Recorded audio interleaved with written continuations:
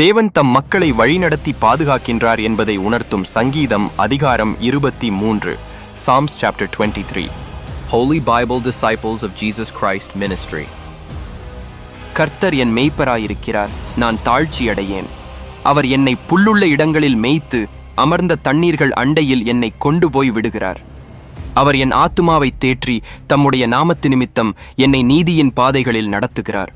நான் மரண இருளின் பள்ளத்தாக்கிலே நடந்தாலும் பொல்லாப்புக்கு பயப்படேன். தேவரீர் என்னோடே கூட இருக்கிறீர். உமது கோலும் உமது தடியும் என்னை தேற்றும்.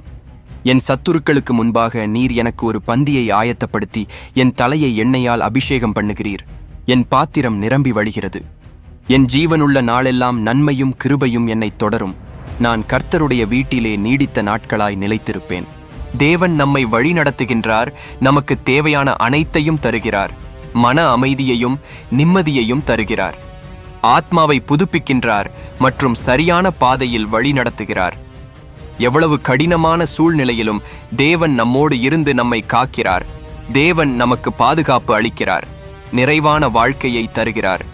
நித்திய வாழ்வின் நம்பிக்கையை உறுதிப்படுத்துகின்றார் என்று விளக்கும் சங்கீதம் 23. இச்சங்கீதம் தாவீது ராஜாவால் எழுதப்பட்டது. தேவனை தன் மேய்ப்பராக கொண்டு தேவன் செய்த அனைத்து நன்மைகளையும் அதிசயங்களையும் உணர்த்தி நமக்கு கூறுகின்றார். அனைவராலும் போற்றப்படும் சங்கீதம் 23.